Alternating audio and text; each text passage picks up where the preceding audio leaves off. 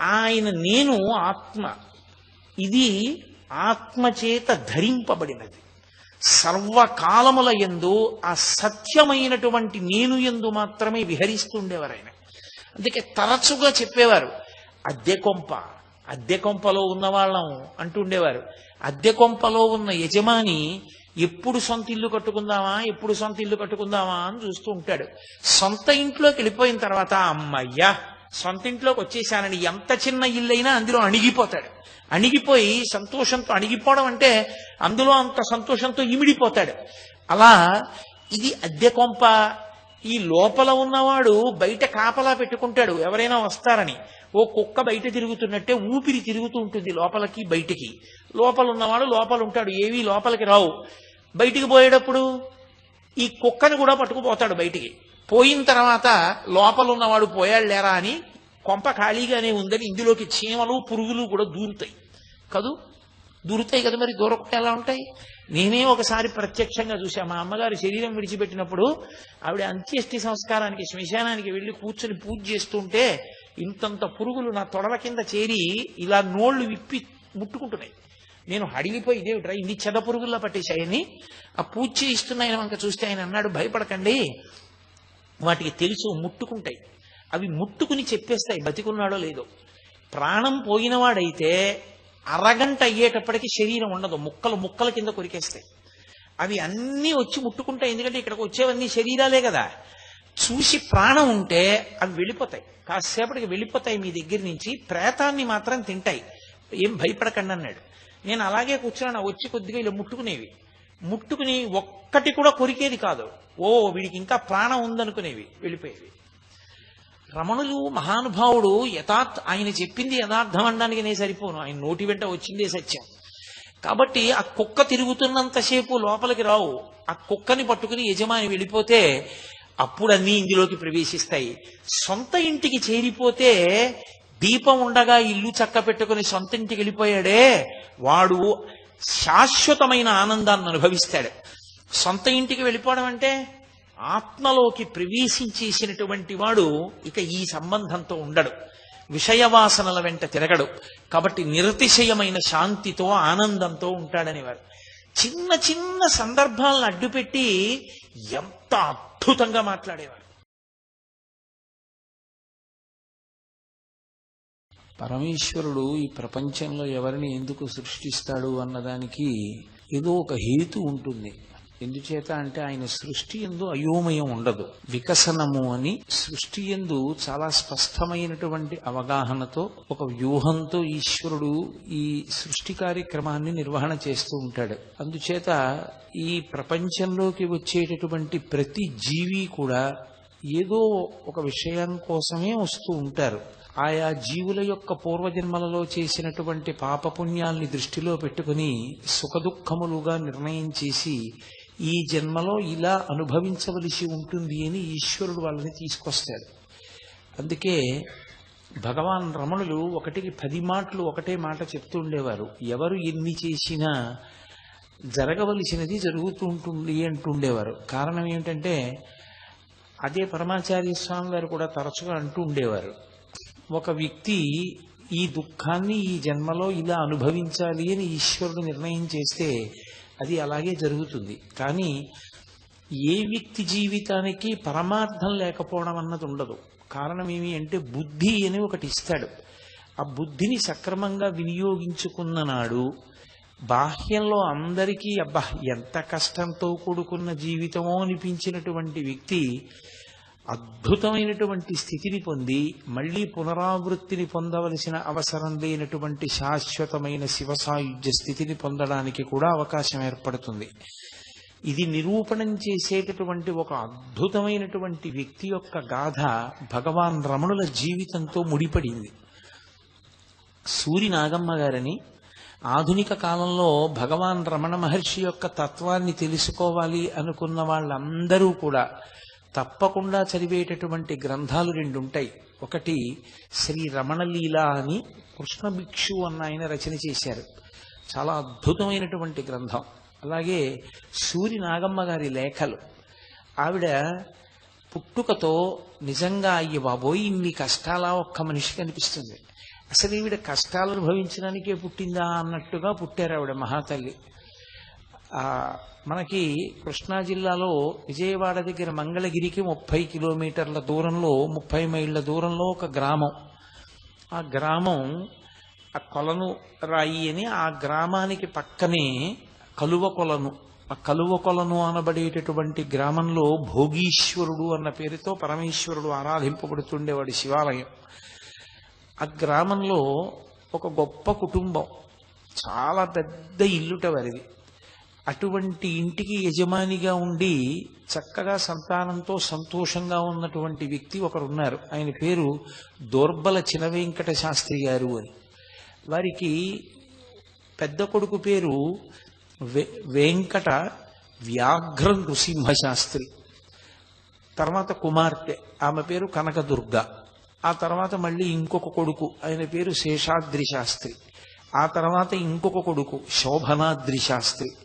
ఆ తర్వాత ఒక కూతురు, ఆమెకి నాగమ్మ అని పేరుంచారు. ఇంతమంది అన్నదమ్ములు, ఇంతమంది అన్నలు, అక్క, వాళ్ళకి చెల్లెలుగా పుట్టారు. ఈ చినవెంకట శాస్త్రి గారి యొక్క కుమార్తెగా పుట్టినటువంటి నాగమ్మ గారి యొక్క దురదృష్టం ఏంటంటే, ఆమె 4వ ఏటనే తండ్రి గారు శరీరాన్ని విడిచిపెట్టేశారు. 10వ ఏడు వచ్చేటప్పటికి తల్లిగారు శరీరాన్ని విడిచిపెట్టేశారు. ఆవిడికి 11వ ఏడు కూడా రాకముందే ఏలూరు పట్టణంలో ఉండేటటువంటి సూరి రామావధాన్ల గారు అనబడేటటువంటి ఒకరి కుమారుడితోటి ఆమెకి వివాహం చేశారు. ఆమె ఇంకా ఆయనతో కలిసి సాంసారికమైన జీవనము ప్రారంభము చెయ్యకముందే భర్తగారు శరీరం విడిచిపెట్టేశారు. ఆవిడికి మిగల్చింది ఏమిటి అంటే ఆజన్మ బ్రహ్మచర్యం. ఆవిడ ఒక గదిలో పడుకుని ఉండేవారు. ఆవిడే రాసుకున్నారు, నా ఆశ్రమ జీవితము అని పుస్తకం రాశారు. ఆ పుస్తకం చదివితే నిజంగా హృదయం ఉన్న ఏ వ్యక్తికైనా అసలు ప్రథమ భాగం చదువుతుంటే కళ్ళ నీళ్లు తిరుగుతాయి. అన్ని కష్టాలు పడ్డారు. ఆవిడ ఒక గదిలోనే ఉండిపోయారు కొన్ని నెలలు, సంవత్సరాలు. ఆ గదిలోకి కనీసం సూర్యచంద్రుల యొక్క కిరణములు కూడా సోకేవి కావు. ఒక చింకి చాప మీద పడుకుని ఉండేవారు. ఆవిడకున్న పెద్ద ఆస్తి ఏమిటి అంటే ఏడుస్తుండడం. నిద్ర తెలివొస్తే ఏడవడం, ఏడిచి అలసిపోతే నిద్రపోవడం. ఈ రెండిటికీ మధ్యలో శరీరం అని ఒకటి ఉన్నది కాబట్టి రుచితో సంబంధం లేకుండా అన్నం తినడం అంతే. చిన్న పిల్ల, ఎప్పటికి తెల్లవారిన జీవితం అలా ఏడుస్తూ ఉండేవారు. అక్కడ వరకు మీరు పరిశీలనం చేస్తే అసలు ఇలాగ ఎందుకు పుట్టిస్తాడరా పరమేశ్వరుడు అనిపిస్తుంది. కానీ ఒక్కొక్క ఆధారం లేకుండా పరమేశ్వరుడు చెయ్యడం వెనక కూడా ఏదో ఒక గొప్ప సంకల్పం ఉంటుంది. భాగవతంలో శ్రీ మహావిష్ణువు వామనమూర్తితో మాట్లాడుతూ అంటారు, ఎవ్వని కరుణింప నిశ్చయించితి నేను వాని అఖిల విత్తంబెల్లనపహరింతు సంసార గురుమద స్తబ్దుడై ఎవ్వడు తెగడి లోకమునన్ను ధిక్కరించు వాడెల్లకాలంబు అఖిల యోనుల యందు పుట్టుచు చిట్టుట్టతిదకు విత్త వయో రూప విద్యా బలైశ్వర్య కర్మ గర్వముడిగి ఏకవిధమున విమలుడయ్యవ్వడుండు వాడు నా కొరకు రక్షింపవలయువాడు అంటారు. పుట్టి చనిపోయి చిట్ట చివరికి అసలు పుట్టుకతోనే అన్ని అనుబంధాలు తెగిపోతూ పుట్టేటటువంటి వాళ్ళని బాహ్యంలో చూసినప్పుడు వాళ్ళు దురదృష్టవంతులు అనిపిస్తుంది. ఈశ్వరుడు అన్నాడు, కాదు, నా అనుగ్రహాన్ని ప్రసరింప చేయడానికి నేను అలా చేయడం మొదలు పెడతాను అన్నాడు. ఎవ్వని కరుణింప నిశ్చయించితి వాని అఖిల విత్తంబునేన్ అపహరింతు.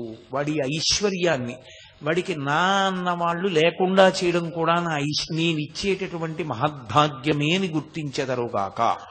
ఎందుకంటే వాడు తరించడానికి ఏవి అడ్డొస్తాయో, ఏవి వాడు ప్రయత్నపూర్వకంగా లోపల పరిశీలనం చేసుకుని పోగొట్టుకోవలసి ఉంటుందో వాటిని నేనే తీసేస్తాను. కాబట్టి సంసార గురుమద స్తబ్దుడై ఎవ్వడు తెగడి లోకము నన్ను ధిక్కరించు వాడెల్లకాలంబు అఖిలయోనుల యందు పుట్టుచు పిదప వాడలా పుట్టి చచ్చి సంసార చక్రంలో తిరిగి తుట్టతుదన విత్త వయోరూప విద్యా బలైశ్వర్య కర్మ జన్మ గర్వముడిగి ఏకవిధమున విమలుడై ఎవ్వడుండు వాడు నా కొరకు రక్షింపవలయువాడు అంటాడు. ఇక నాకిదుంది అని చెప్పుకుని అహంకరించడానికి ఏమీ లేనంత దీనమైన స్థితిలో ఉంచి మనసుని మాత్రం నా పాదపద్మముల యందు ఉండేటట్టుగా చేస్తానటువంటి వాళ్ళకి ఇంకా వాళ్ళ మనసు పెట్టడానికి వేరే స్థానం ఏమి ఉండదు. కాబట్టి అయితే ఒకటి, అలా ఉన్న వాళ్ళందరూ ఈశ్వరుని యందు మనసు పెడతారా అంటే దాని మీద తీర్పేం లేదు. ఏ బంధాన్ని ఈశ్వరుడు కల్పించకపోయినా అనేక బంధాలని తరువాత కల్పించుకునే వాళ్ళు ఉండొచ్చు. ఈశ్వరుడు ఏ బంధాన్ని ఇవ్వకపోయిన కారణం చేత పరమేశ్వరుని యందే మనసు పెట్టగలిగినటువంటి లక్షణం ఏర్పడడానికి పుట్టుకతో భక్తి వాసన కూడా ఉండాలి. పుట్టుకతో భక్తి వాసన పరమేశ్వర కృప చేత వచ్చేదే తప్ప తనంత తానుగా అలా ఏదో వచ్చేటటువంటిది కాదు. అది గత జన్మలలో ఉండేటటువంటి సాధనా బలం చేత సంస్కార బలం చేత పుట్టుకతో అంత గొప్ప భక్తి ఏర్పడుతుంది. లేకపోతే భాగవతంలో భగవానుడు ఏం చెప్పాడో దానికి చాలా దగ్గరగా ఉంటుంది. సూర్యనాగమ్మ గారి జీవితం 2 వంశాలను ఉద్ధరించింది మహాతల్లి. 11 సంవత్సరాల లోపు వైధవ్యం కూడా వచ్చేసి ఓ చింకి చాప మీద పడుకునేటటువంటి పిల్ల, గట్టిగా పాఠశాలకి వెళ్ళి చదువుకోవడం కూడా సరిగ్గా చదువుకోనటువంటి పిల్ల, తనకి కొద్దిగా కూడపలుక్కుని చదువుకోవడం వచ్చినటువంటి పిల్ల పోతన గారి భాగవతం మీద అనురక్తి పెంచుకుని ఆమె బ్రతకడానికి ఏకైక కారణం ఆ పోతన గారి భాగవతాన్ని ఆలంబనం చేసుకుని ఆ భాగవతం చదువుకోవడమే. భాగవతాన్ని అంత బాగా చదువుకుంది. అసలు యథార్థమునకు కష్టమనేటటువంటిది వైరాగ్యమునందు ఉంచుకోవడానికి ఒక గొప్ప సాధనమవుతుంది. దాన్ని పండించుకోగలిగినటువంటి వాడికి, నిరంతర సుఖాపేక్ష భోగాపేక్ష ఉన్నటువంటి వాడికి అది పెద్ద వైఫల్యంలా కనపడి అలా తన కోరుకున్నది తనకి దొరకకపోవడం ఒక పెద్ద ఏదో ప్రమాదకరమైనటువంటి విషయంగా భావన చేసి ఇంకా కుంగిపోవడానికి పనికొస్తుంది. మనస్తత్వాన్ని బట్టి ఎదుగుదల అన్నది ఉంటుంది. మృత్పిండం నేల మీద పడిపోతే నేల కంటుకుంటుంది, బంతి నేల మీద పడితే పైకి లేస్తుంది. ఆ పైకి లేవగలిగినటువంటి శక్తి భగవంతుని యొక్క భక్తి చేత ఏర్పడుతుంది. ఆమె ఊంచుకోవడానికి కారణం పోతన గారి భాగవతం అయింది. ఎవరూ తెచ్చి ఇవ్వలేదు, ఎవరూ తెచ్చి చదువుకోమనలేదు. ఆమె తనంత తానుగా భాగవత గ్రంథాన్ని పరిశీలనం చేస్తూ ఉండేది. భక్తికి సంబంధించినటువంటి పాటలు కానీ ఎక్కడైనా ఏదైనా భగవంతుని గురించి పద్యం చదువుతున్నారు, కీర్తన చదువుతున్నారు, ఎవరో ఏదో మాట్లాడుతున్నారంటే అత్యంత అనురక్తితో ఉండేది. ఆమె కేవలం భగవద్భక్తిలో మునక వేసి ఏదో ఒక 4 మంచి పనులు చెయ్యాలి అని ఓ నది ఒడ్డుకెళ్ళి స్నానం చేసి దీపం పెట్టిన, ఓ దేవాలయంలో దర్శనం చేసుకోవడానికి వెళ్ళిన, ఆమె బంధువు మంగళగిరిలో ఉండేవారు, ఆవిడ అన్నదానం చేసేవారట. ఆవిడ అన్నదానం చేసేటప్పుడు 500 మందికని వండితే 2000 మంది భోజనానికి వస్తే ఆవిడ ఆ అన్న కూటానికి అంతటికీ కూడా ప్రదక్షిణం చేసి హారతిచ్చి నమస్కరించేది నరసింహస్వామికి. అది 2000 మంది కడుపు నిండా తినడానికి సరిపోయేది. అలా అటువంటి భక్తురాళ్లతో ఆవిడ కలిసి ఉండేటటువంటి ప్రయత్నం చేసిన, సమాజంలో అవతల వారి కష్టాన్ని అర్థం చేసుకుని వారు ఎక్కడ మనసుంచుకుని మనశ్శాంతిని పొందుతున్నారో ఆ స్థానము గర్హనీయమైనది కాదు, అది చాలా గొప్ప విషయమని తెలుసుకుని ప్రోత్సహించగలిగినటువంటి మనస్తత్వం ఉన్న వ్యక్తులు తక్కువగా ఉంటారు. అందుకని నువ్వు పూర్వసువాసినివి, భర్త లేడు కాబట్టి నువ్వు కేశములతో ఉండడానికి వీల్లేదు, నువ్వు ఆ శిరోజములను తీసేస్తే ఆ తర్వాతే నువ్వు 10 మందిలోకి రావాలని చెప్పి ఆవిడ్ని అందరూ ఎగతాళి చేసేవారు. పైగా చిన్న పిల్ల పాపం, ఆవిడికి ఏ పరిపక్వత ఉంది, అందుకని ఆవిడ వెళ్ళేది కాదు. ఆవిడ ఒక రోజున ఆ ఒక్క గదే ఆమెకు ఆధారం అంతే. ఆ గదిలో కూర్చుని ఒక చింకి చాప మీద కూర్చుని భాగవతం చదువుకుంటోంది ఆవిడ. ఆ భాగవతం చదువుకుంటున్నప్పుడు భాగవతంలో ఆ కపిల మహర్షి, కర్దమ ప్రజాపతి, దేవహూతి, ఆ దేవహూతికి గర్భస్థ పిండం అనుభవించేటటువంటి నరకము, జనన మరణ చక్రమనందుండేటటువంటి దుఃఖం గురించి బోధ చేసినటువంటి తీరు చదువుకుంది ఆవిడ. చదివి ఆవిడ మనసుని హత్తుకుంది. తల్లికి దేవహూతికి కపిలుడు అంత గొప్పగా వేదాంతాన్ని చెప్పాడు. అసలు నా జన్మ నిష్ప్రయోజనంగా ముగిసిపోకుండా, ఎందుకు పుట్టానో ఎందుకు పెరుగుతున్నానో తెలియకుండా ఈ గదిలో పడుకోవడం, అన్నం తినడం, ఏడుస్తూ ఉండడం, భాగవతం చదువుకోవడం, ఇంతేనా? నా జీవితానికి ఒక దిశానిర్దేశకత్వం చేసి నాకు ఏర్పడినటువంటి లోపాన్ని దృష్టిలో పెట్టుకోకుండా నా ఆర్తిని గమనించి నన్ను భగవత్ పదం వైపుకి ప్రేమతో నడిపించగలిగినటువంటి ఒక సద్గురువు దేవహూతికి కపిలుడు లభించినట్లు నాకు లభిస్తాడా అని ఆవిడ ఆర్తి పొందింది. ఆర్తి పొంది ఏడుస్తూ భగవంతుణ్ణి ప్రార్థన చేసి నాకటువంటి గురువు లభించేటట్టు చూడమని ఆవిడ ఆ బాధతోటి ఏడిచి ఏడిచి కళ్ళు నిప్పెట్టి పడుకుని చాప మీద నిద్రపోయింది. ఆవిడ నిద్రపోయినప్పుడు నిద్రలో ఒక వ్యక్తి కనపడ్డారు. ఆయన కేవలం ఒక తెల్లటి కౌపీనం పెట్టుకుని ఒక బండరాతి మీద కూర్చుని ఒక కాలు మడిచి ఒక కాలు కిందకి పెట్టి ఓ చేతికర్రను ఒక దాన్ని ఆ బండరాతికి తగల్చి ఉంచి ఒక చేతిని ఇలా రాతి మీద పెట్టి అమృత దృక్కుల వంటి కరుణామయమైనటువంటి చూపులతో ఆవిడ వంక చూస్తున్నారు. ఆయన ఏం మాట్లాడలేదు. ఆవిడ ఇన్నాళ్ళు ఏడవడం కష్టపడ్డమే తప్ప ఆవిడ జీవితంలో ఆవిడ మనసు చల్లబడేటట్టుగా ప్రవర్తించిన రోజు లేదు. ఆయన్ని కలలో చూసినప్పుడు ఆవిడ అపారమైన ఆనందాన్ని పొందారు. ఎంత సంతోషాన్ని పొందారంటే, నేను కోరుకుంటున్న సద్గురువు ఈయనే అని ఆయన తన దగ్గరికి వచ్చారనేటటువంటి భ్రాంతికి వశురాలయ్యింది. హఠాత్తుగా నిద్రలో లేచి గదంతా వెతికారు, ఎక్కడ లేరు. ఓ, నాకు స్వప్నం కలిగింది అనుకున్నారు. మళ్ళీ జీవితం యథాప్రకారం కొన్నాళ్లు పోయిన తర్వాత ఆమె యొక్క అన్నలు ఆమెని వెంకటాచల క్షేత్రానికి తీసుకెడతాము అన్నారు. సరే, ఏదో పుణ్యక్షేత్ర దర్శనం చేస్తే కొంత మనసు మారుతుంది, ఈశ్వర దర్శనమునందు నాకు అనురక్తి ఉంది కాబట్టి వస్తాను అన్నారు. కలిసి బయలుదేరారు. తిరుపతి పట్టణానికి వెళ్లే ముందు చెన్నై వెళ్ళారు. తీరా మద్రాసు పట్టణానికి వెళ్ళిన తర్వాత వాళ్ళ దగ్గర బంధువులు ఎవరో మరణించారని ఒక తంతి వచ్చింది. దాంతో వాళ్ళు తిరుపతి వెళ్లకుండా వెనక్కి వచ్చేసారు.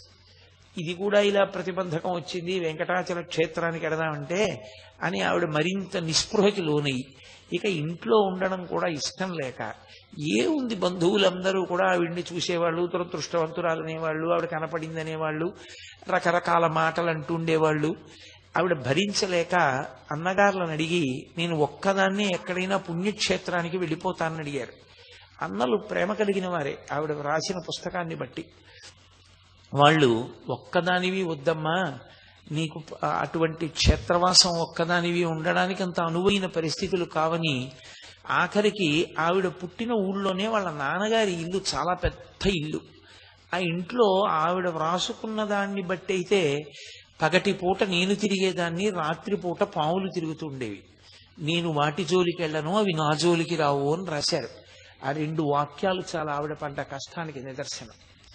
అంత పెద్ద ఇంట్లో ఆ తల్లి ఒక్కరే ఉండేవారు. ఉండి ఆ ఊళ్ళో ఉండేటటువంటి భోగేశ్వర స్వామి వారిని నిరంతరం దర్శనం చేస్తూ భగవత్ సంబంధమైన విషయాలు చదువుకుంటూ కాలక్షేపం చేస్తూ ఉండేవారు. అకస్మాత్తుగా వాళ్ళ చిన్నన్న గారు కేరళ రాష్ట్రంలో పనిచేస్తూ వేరొక ప్రాంతానికి అహ్మదాబాద్ బదిలీ అయిపోయి వెళ్ళిపోతూ ఒక్కసారి మనం అరుణాచల క్షేత్రానికి వెడదాం, అక్కడ భగవాన్ రమణులు ఉన్నారు, వారు ఇప్పుడు జగద్విఖ్యాతి వహించినటువంటి గొప్ప గురుస్వరూపం, వెడదాం రమ్మని ఆహ్వానిస్తే ఈవిడ కూడా బయలుదేరారు. అందరూ కలిసి తిరువణ్ణామలై వెళ్ళారు.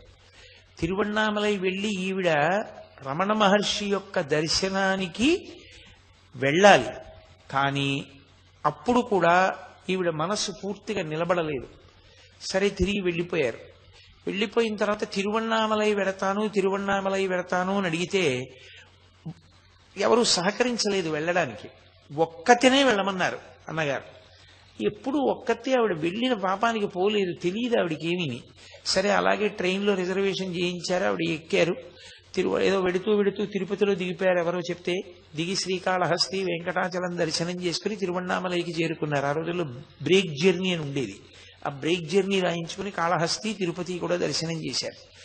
చేసి ఆ తల్లి తిరువణ్ణామలై చేరుకున్నారు. ఒక్కతే సత్రవుకు వెడితే ఒక్క ఆడదానికి గది ఇవ్వమన్నారు. ఏదో ఆవిడతో కలిసి వచ్చిన వాళ్ళు, నీకు గది దొరకపోతే మా ఇంటికి రమ్మన్నారు. వాళ్ళు ఇంటికి వెళ్ళారు. వాళ్ళు వచ్చావా అని సామాన్ లోపల పెట్టేశారు. ఇంకా ఆవిడ గురించి పట్టించుకోలేదు. వరండాలోనే తిరిగారు పాపం. పక్కింటి వాళ్ళు ధైర్యం చెప్పారు.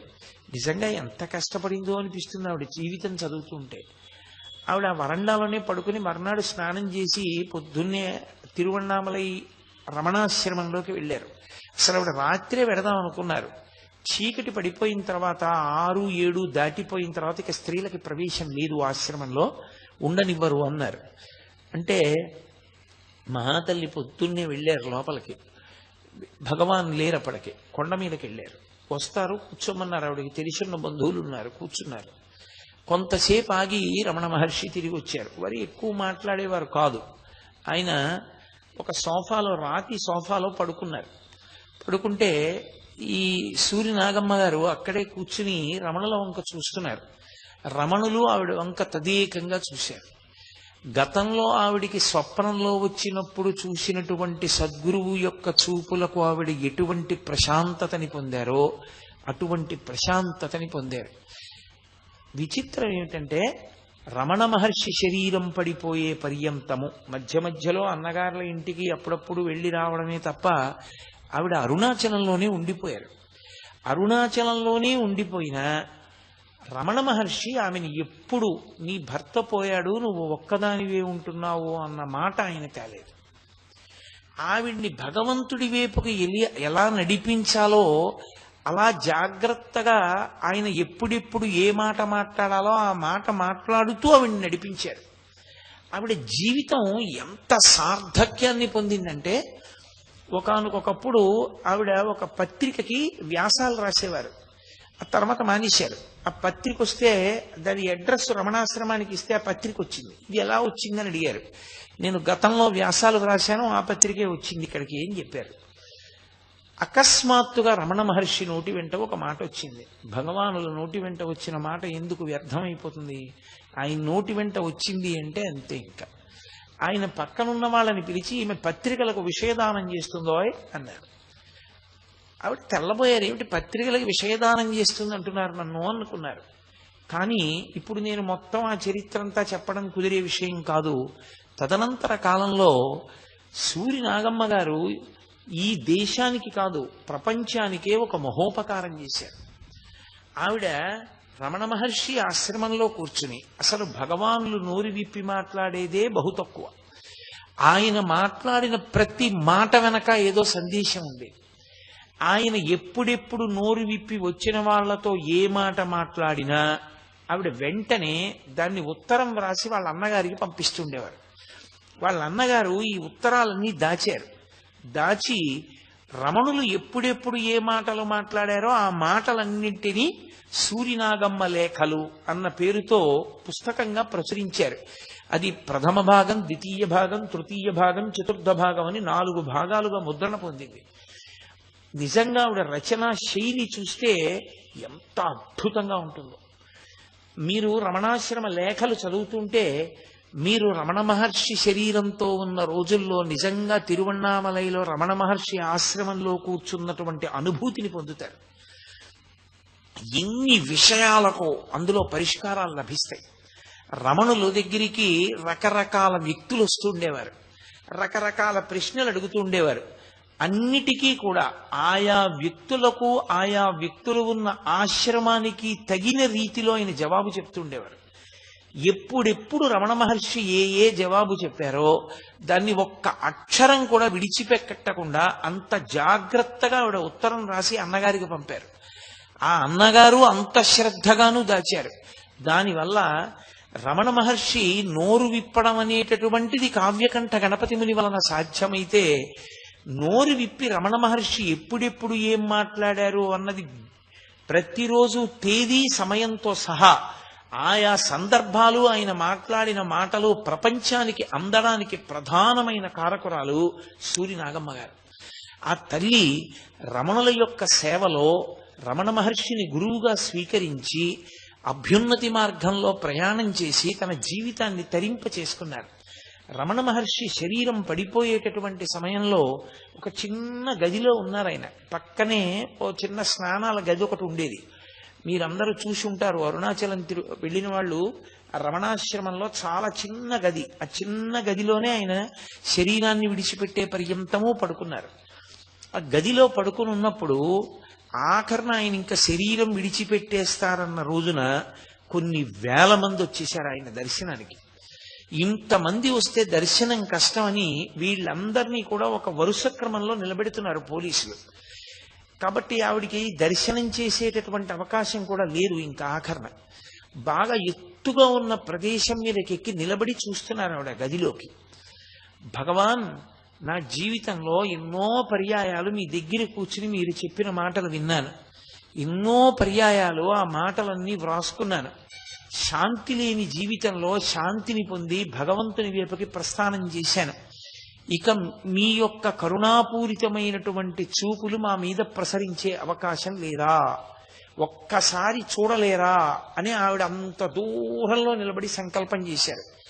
మహానుభావుడు, అంతటా నిండిపోయినటువంటి బ్రహ్మతత్వాన్ని పొందిన వ్యక్తి కనుక తన శరీరాన్ని కూర్చోపెట్టమని సూరి నాగమ్మ గారు ఎటువైపు ఉన్నారో అటువైపుకి తల తిప్పి కళ్ళు విప్పి ఒక్కసారి చూశారు ఆవిడ వంక. ఆశ్చర్యం ఏంటంటే అప్పటి వరకు ఎన్ని మార్లో ఆవిడ మీ శక్తితో మీ అనారోగ్యాన్ని కుదుర్చుకుని బ్రతకండి బ్రతకండి అని కోరిన వ్యక్తి రమణ మహర్షి యొక్క శరీరం పొందుతున్నటువంటి ఖేదాన్ని చూసి, ఆయన ఎంత కష్టపడుతున్నారో ఆ శరీరంతో చూసి, వద్దు భగవన్, మా స్వార్థం కోసం మిమ్మల్ని శరీరంతో ఉండమని అడగలేం. ఆ శరీరం పడుతున్నటువంటి క్లేశాన్ని ఎలా తట్టుకుంటున్నారో అర్థం కావట్లేదు. ఇక వద్దు భగవన్, మీరు నిష్క్రమించండి, శరీరాన్ని విడిచిపెట్టి అంతటా నిండి మీరు ఎప్పుడు ఉంటారు, ఇక ఆ శరీరాన్ని వదిలిపెట్టేసేయండి అన్నారు. ఆవిడ అలా ప్రార్థన చేసి చెయ్యగానే భగవానుల కనురెప్పలు మూతపడ్డాయి. అంతే, ఆయన శరీరంలోంచి జ్యోతి బయటికి వెళ్ళిపోయి. ఆఖరణ కూడా సూరినాగమ్మ గారి యొక్క ప్రార్థనని మన్నించారు రమణ మహర్షి. అంతటి భక్తి తత్పరత కలిగి ఒక గురువుని ఒక శిష్యుడు ఎంత భక్తితో అనుగమించవలసి ఉంటుందో లోకానికి నిరూపణం చేసినటువంటి సాధ్వీమణి సూరినాగమ్మ గారు. ఎన్నో పుస్తకాలు ఉన్నాయి ప్రపంచ సాహిత్యంలో, కానీ ఆవిడ యొక్క పుస్తకాల్లాంటి పుస్తకాలు మాత్రం ప్రపంచ వాంగ్మయంలో మీకు దొరకవు. ఎందుచేతనంటే ఆవిడ కేవలం తను కూర్చుని వినడం కాదు, ఆవిడికి ఒకానొకప్పుడు ఒక పత్రిక యజమాని ఉత్తరం రాశాడు. అమ్మా, కాళ్ళు ఉండి కుంటి వాళ్ళం, మేము వచ్చి రమణాశ్రమంలో కూర్చోవట్లేదు. కన్నులుండి గుడ్డి వాళ్ళం, భగవాన్ రమణుల దర్శనం చెయ్యట్లేదు. అలాంటి మాకు ఆవిడికి ఏ బంధం లేకపోవడాన్ని ఆవిడ అంత సద్వినియోగం చేసుకున్నారు. రమణుల దగ్గర కూర్చోవడం, ఆధ్యాత్మిక గ్రంథాలు చదువుకుంటూ ఉండడం, ఆయన ఏది మాట్లాడినా అంత జాగ్రత్తగా వినడం, దాన్నంతటినీ కూడా లేఖగా వ్రాయడం. దాని వలన ఏమైందో తెలుసా? నేను నోటితో చెప్తే మీకు అర్థం కాదు. మీరు నిజంగా రమణాశ్రమ లేఖలు పుస్తకం చదవండి. ఇక్కడ ఉన్న వాళ్ళలో చాలా మంది చదివి ఉన్నారు అని నేను అనుకుంటున్నాను. ఈ ముందున్న వాళ్ళలో ఎవరైనా చదివారా రమణాశ్రమ లేఖలు? రమణాశ్రమ లేఖలు పుస్తకాన్ని మీరు చదివితే అసలు మీరు ఒక రకమైనటువంటి అద్భుతమైన వాతావరణంలోకి ప్రవేశిస్తారు. రమణాశ్రమ లేఖలు చదువుతున్నప్పుడు ఆవిడ ఎంత అద్భుతమైన రచన చేశారంటే, మీరు కొంతకాలం భగవాన్ రమణులతో కలిసి ఉంటారు.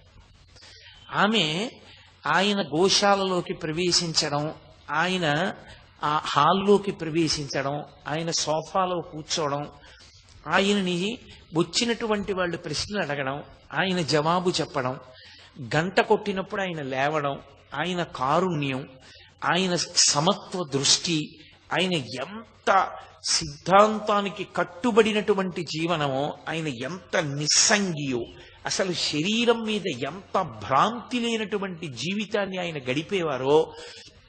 మహాతల్లి తేదీలు వేస్తూ ఆవిడ చేసినటువంటి ఆ రచన మీరు చదువుతుంటే మీరు సూరినాగమ్మ గారి లేఖలు పుస్తకం చదువుతున్నానన్న భావన మీకు ఉండదు.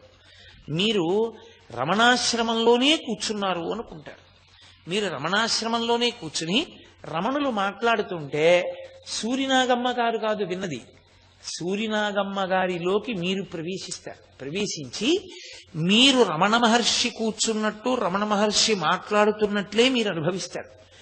కార్తీక జ్యోతి వెలిగించినప్పుడు ఆ కొండ మీద ఎలా ఉంటుంది అనేటటువంటి సందర్భాన్ని, అప్పుడు రమణులు ఎలా వచ్చేవారు, ఎలా కూర్చుంటారు, ఆయన ఎలా ప్రసాదం స్వీకరిస్తారు, ఈ విషయాలు ఆవిడ చేసేటటువంటి వర్ణన అద్భుతంగా ఉంటుంది. ఆ పుస్తకానికి ఉన్న గొప్పతనం ఏంటంటే, మీరు 5 నిమిషాలే సమయం ఉందనుకోండి ఒక రోజున పుస్తక పఠనానికి వెచ్చించడానికి, ఒక్క లేఖ చదువుకోవచ్చు. ఒక లేఖ చదవడానికి 5 నిమిషాల కన్నా ఎక్కువ సమయం పట్టదు. ఒక్క లేఖ మీరు చదివితే అది మీ హృదయం మీద నాటుకుపోతుంది.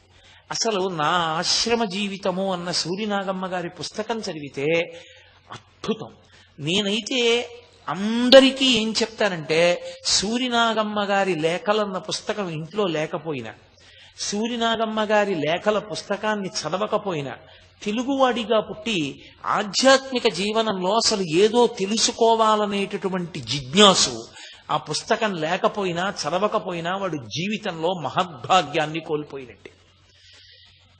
అందున ఇప్పటికైనా చదవనటువంటి వాళ్ళు ఆ పుస్తకాన్ని చదివేటటువంటి ప్రయత్నం చేయకపోతే కారణజన్ముడై కేవలం మన కొరకు మాత్రమే మాట్లాడడం తప్ప తన కొరకు అని ఒక మాట కూడా జీవితంలో మాట్లాడలేదు. ఎప్పుడు ఆయన నోరు విప్పి మాట్లాడినా సందేశమే. జీవితంలో ప్రతి మాట సందేశమే తప్ప ఒక మాట పొల్లు మాట లేనటువంటి వ్యక్తి రమణ మహర్షి. ఒక్క మాట పొల్లు మాట ఉండదు. ఆయన నోటి వెంట వచ్చిన ఏ మాట మీరు చదవండి, ఒక మహాజ్ఞాని మాట్లాడుతుంటే ఎలా ఉంటుందో మీకు అర్థం అవుతుంది. ఏదో భక్తుల్ని కూర్చోబెట్టి సందేశాలు ఇవ్వడం కాదు, యథాలాపంగా మాట్లాడతారు ఆయన. యథాలాపంగా ఎవరో ఇద్దరు మాట్లాడుకుంటుంటే మధ్యలో ఆయన జోక్యం చేసుకుని ఒక మాట అంటారు. ఆయన జోక్యం చేసుకుని మధ్యలో చెప్పిన ఒక్క మాట మీరు వింటే నన్ను మీరు నమ్మండి. మీతో నేను ఒక మాట చెప్తాను. ఉదయం మీరు కడుపు నిండా పలహారం చేసేసారనుకోండి, మధ్యాహ్నం 2 వరకు ఆకలి ఎలా వేయదు. ఇంత పటికి బెల్లం పర్ర నవిలేశారనుకోండి, మంచినీళ్లు తాగేసిన నోటిని ఇంకా తీపితనం ఎలా పట్టుకుంటుందో. సూరి నాగమ్మ గారి లేఖల్లో ప్రతిరోజు ఒక లేఖ చదవడం మీరు అలవాటు చేసుకున్నారనుకోండి, ఆ రోజంతా మీకు ఏదో అవ్యాజమైనటువంటి ప్రశాంతత ఉంటుంది. నేను ఈ సందర్భంలో మీతో ఒక మాట చెప్తాను. సూరినాగమ్మ గారి లేఖల పుస్తకాన్ని నేను చదివేటప్పుడు ఆ పుస్తకం అయిపోతుందేమోనని మిగిలిన పేజీల వంక చూసి నేను బెంగ పెట్టుకున్న రోజులు ఎన్నున్నాయో. ఏదో మంచి ప్రసాదం దొరికితే దాన్ని బాగా అనుభవించి తిన్నట్టు నాకు చదివేయాలని ఉన్నా కూడా నిగ్రహించుకుని ఏదో ఒక్క పుట చదివి ఇక చదవకుండా ఆప్ చేసేవాడిని. అయిపోతుందేమోనని. బహుశా మీకు నేను ఒక యథార్థం చెప్తున్నాను. నా జీవితంలో నాకు అత్యంత ప్రీతిపాత్రమైనటువంటి మాటలు చంద్రశేఖరేంద్ర సరస్వతి మహాస్వామి వారివి. కంచికామకోటి పీఠాధిపత్యం వహించిన పరమాచార్య స్వామి వారి మాటలు నాకు శిరోధార్యములు. వారంటే నాకున్నది ఎనలేని భక్తి. నేను శ్రీరామాయణం ఎలా చదువుతానో, ఆ పరమాచార్య స్వామి వారి గురించి ఎలా చదువుతానో అలా బహుశా నా జీవితంలో ఆవిడ లేఖల్లో ఎన్నో లేఖలు నేను కొన్ని సంవత్సరాల క్రితం చదివిన, నిద్రలో కూడా నన్ను నిద్రలో అర్ధరాత్రి లేపి ఫలానా లేఖలో ఆవిడ తరువాత వాక్యం ఏమిటి అంటే చెప్పగలిగినంతగా అవి నా మనసు మీద ముద్ర వేసేసుకున్నాయంటే అది ఎంత గొప్ప పుస్తకమో మీరు ఆలోచించండి. అసలు ఒక గురువు యొక్క వైభవం ఏమిటో మీరు తెలుసుకోవాలన్నా నాబోటిగాడు మాట్లాడడం కాదు, రమణ మహర్షి మాట్లాడినప్పుడు వినాలి. రమణులకి నిజ జీవితంలో బాహ్యంలో ప్రకటనంగా గురువు లేరు. అరుణాచలేశ్వరుడే ఆయనకి గురువు. కానీ ఆయన ఒక గురువు గురించి ఉద్వేగంతో మాట్లాడితే ఎలా ఉంటుందో, అది కూడా అదేదో ఉపన్యాసం కాదు, నాలా ఒక వేదిక మీద కూర్చుని మాట్లాడడం కాదు, ఒక హఠాత్ సంఘటనని ఆవిడ వర్ణిస్తారు ఒక లేఖలో. మీరు చదువుతున్నప్పుడు యథార్థంగా ఎలా ఉంటుందంటే, మీరు చదువుతూ ఉండగా ఏమండి అని ఎంత ముఖ్యమైన వ్యక్తి అవనివ్వండి, ఫోను అని భార్య పట్టుకొచ్చినా సరే విసిరవతల పారైబుద్ధిస్తున్న ఫోన్, అంత అందంగా వర్ణిస్తుంది ఆవిడ. నేను మీకు ఒక ఉదాహరణ చెప్పవలసి వస్తే, ఆవిడ రమణులు ఇలా అన్నారు అని వ్రాయడం కాదు, ఆవిడ ఒక విషయాన్ని వర్ణించారు ఒక లేఖలో. కావాలంటే మీరు ఇంటికి వెళ్ళిన తర్వాత చూడండి. నాకు ఆ లేఖ పేరు గుర్తులేదు, శీర్షికలు, కానీ లేఖల సారాంశం గుర్తుంది. ఒకచో రమణ మహర్షి దగ్గరికి 2 రోజుల క్రితం ఒక వ్యక్తి వచ్చాడు. అతను దూరంగా కూర్చునేవాడు. మెల్లిమెల్లిగా కొద్ది కొద్దిగా జరగడం మొదలుపెట్టాడు దగ్గరికి. ఆఖరికి ఓ రోజు ఆయన సోఫాకి బాగా దగ్గరగా జరిగి చిత్తశుద్ధి పొందడానికి ఎవరి అవసరం ఉంటుంది అని అడిగాడు. చిత్తశుద్ధి పొందాలంటే గురువు యొక్క మాట వినవలసి ఉంటుంది. ఆ గురువు గారి మాటల్ని జీవితంలో ఆలంబనంగా చేసుకుని చిత్తశుద్ధిని పొందవలసి ఉంటుంది అని చెప్పారు. ఆయన ఈ మాట చెప్తే ఆ వచ్చిన వ్యక్తి ఆ కాలంలో ఉన్నటువంటి గురువులు ఒక 4-5 పేర్లు చెప్పి ఈయనకి ఈ దోషం ఉంది, ఈయనకి ఈ దోషం ఉంది, గురువు ఎలా అవుతాడు, ఆయనకి ఆ దోషం ఉంది, గురువు ఎలా అవుతాడు అని మాట్లాడుతున్నారు. రమణులు వింటున్నారు. ఇంతలో ఆశ్రమవాసులు వచ్చి వాళ్ళకి తెలుసు రమణ మహర్షిని నిందించినా ఒప్పుకుంటారు, కానీ ఆయన పరనింద చేస్తే అంగీకరించారు. రమణ మహర్షి సమక్షంలో అలా నింద చేస్తుంటే ఆయనకి కోపం వస్తుందేమోనని వెంటనే వచ్చినటువంటి ఆశ్రమవాసులు భగవాన్ ఎదురుగుండా అలా ప్రసంగించకూడదు, మీరు వెళ్ళిపోండి ఇక్కడి నుంచి అన్నారు. వెంటనే రమణులు అన్నారు, ఉండండి, ఎందుకు ఆయన్ని పంపించేస్తారు? యథాతథంగా ఆవిడ ఆ మాటలు విని మళ్ళీ దాన్ని యథాతథంగా వ్రాసేశారు అన్నయ్య గారికి లేఖ. ఎందుకు ఆయన్ని పంపిస్తారు? 2 రోజుల నుంచి గమనిస్తున్నాను. దూరంగా కూర్చున్నాడు. నిన్నొక ఆవిడ వచ్చి మాట్లాడడం చూశాడు. మెల్లిగా దగ్గరికి జరిగాడు. సోఫా దగ్గరికి వచ్చాడు. మూట విప్పాడు. లోపల ఉన్నవన్నీ బయట పెట్టాలిగా. గురువుని వెతుక్కోవయ్యా నేనంటే సమర్థుడైన గురువు ఎక్కడున్నాడు లోకంలో అని గురువులకి వంకలు పెడుతున్నాడు. మహానుభావుడు దత్తాత్రేయ స్వామి వారికి సముద్రం దగ్గరికి వెడితే తరంగంలో గురువు కనపడ్డాడు, ఒక పక్షిలో గురువు కనపడ్డాడు, వేశ్యలో గురువు కనపడ్డాడు, ఈయనకి మాత్రం లోకంలో గురువు కనపడలేదు అని గడ గడ గడ గడ గడ గడ గురువు యొక్క వైభవాన్నంతటినీ కూడా ఇలాంటి వ్యక్తులకి గురువుల యొక్క వైభవం ఎక్కడ కనపడుతుంది? ఇవాళ ఇక్కడికి వచ్చాడు, రేపొద్దున్న ఇక్కడి నుంచి ఇంకో చోటుకి ఎడతాడు. వెళ్ళి ఆయనకేం తెలుసు, నేను అడిగితే ఏమీ చెప్పలేకపోయాడంటాడు. అక్కడ మాటలు ఇక్కడికి తీసుకొచ్చి చెప్తాడు. ఈయన జీవితంలో ఎలా వృద్ధిలోకి వస్తాడు? గురు వైభవం ఎప్పటికి అర్థం అవుతుంది అని ఆయన సరళంగా ఆ ఉద్వేగంతో మాట్లాడిన మాటలు ఏమున్నాయో అవి రమణులు ఇలా అన్నారు, రమణులు అలా అన్నారు అని కాకుండా రమణుల మాటల్ని యథాతథంగా ఆవిడ వ్రాసేసి చిట్ట చివరికి ఒక నెమలి వచ్చి పెద్ద క్రంకణం చేస్తుంది. చేస్తే తెచ్చిపెట్టుకున్న కోపమే తప్ప నిజమైన కోపం అయితే కదూ. తన సహజ స్థితిలో పరమ సంతోషంగా నెమలి వంక చూస్తే ఆ నెమలి దగ్గరికి వచ్చినప్పుడు దాన్ని తడిమి దానికి జీడిపప్పు పెట్టినటువంటి భగవానుల యొక్క విశేషంతో ఆవిడ లేఖ పూర్తి చేసి అన్నయ్యకి పోస్ట్ చేస్తారు. ఎన్ని ఉత్తరాలు ఆవిడ తేదీ వేసి రమణులు ఎప్పుడెప్పుడు ఏ సందర్భంలో ఏం మాట్లాడారు ఆ ఒక్క లేఖ మనం చదివామనుకోండి, గురువుల విషయంలో ఎలా బతకాలి, గురువుల విషయంలో ఎలా దోషం ఎంచకూడదు, మనం ఎలా గురువుని గౌరవించాలి. ఆయన ఒక్కొక్క చోట గురువు గారంటే ఎవరు అని అడుగుతారు. ఎంత అద్భుతమైన నిర్వచనం చెప్తారో. గురియే గురువు అంటారు.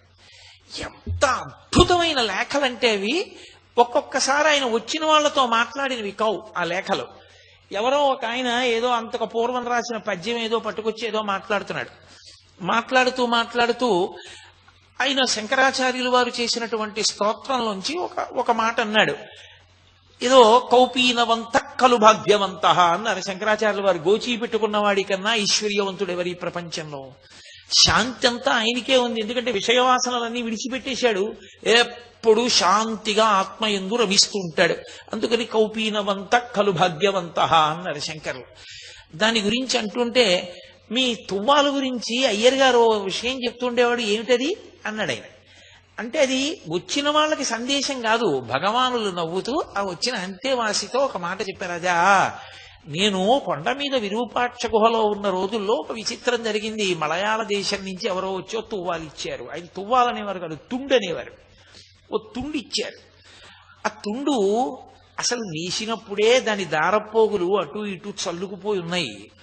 నేను అది పెట్టి దీన్ని తుడిచేవాడిని. నేను తుడుచుకునేవాడిని అనరైనా, దీన్ని తుడిచేవాడిని అంటారు. దీన్ని తుడిచేవాడిని. అది కొద్ది కాలంలోనే కన్నాలు పడిపోయింది. ఎవరైనా చూస్తే మళ్ళీ ఇంకో తుండిస్తానంటారు. ఎందుకు వచ్చిందని ఆయన 3 గంటలకి లేచేవారు. స్నానం చేసి దీన్ని తుడిచేసి ఎవరైనా చూస్తారని ఓ చెట్టు కొమ్మ మీద వేసి అది కొద్దిగా ఆరగానే ఉండ చుట్టి కన్నాలు కనపడకూడదని ఒక చెట్టు తొర్రలో పెట్టేవాడిని. కాలక్రమంలో అందులో నూలుపోగుల కన్నా కన్నాలే ఎక్కువైపోయాయి. ఆయనతో ఎంత సాన్నిహిత్యమో చూడండి. అక్కడ పశువులు కాసుకునేటటువంటి కోయ పిల్లాడోడు ఉండేవాడు. ఈయన రోజున దులుపుతున్నారు. వాడు పరిగెత్తుకొచ్చి ఎవరితో? భగవానులతో. వాడు అన్నాడు, ఎంత గొప్ప తుండండి, ఇన్ని కన్నాలు, గవర్నర్ గారు వస్తున్నారు, ఈ తుండు బహూకరిద్దాం, ఇస్తారేమిటి అన్నాడు. వాడు చిన్న పిల్లవాడు. ఆయన ఏం కోపం లేదు. మహాపురుషుల యొక్క మనస్సు పసిపిల్లవాడి మనస్సులో ఉంటుంది. అందుకే పసిహృదయం అంటారు. పసిహృదయానికి ఉన్న లక్షణం ఏంటంటే, నాన్నగారికి ఆజా పెట్టలేదని అప్పటికప్పుడు ఏడుస్తాడు. నాన్నగారు నాన్న ఇలారా అంటే మళ్ళీ విడిపోయి కొడ మీద కూర్చుంటాడు. వాళ్ళకి ఏ పట్టింపు ఉండదు.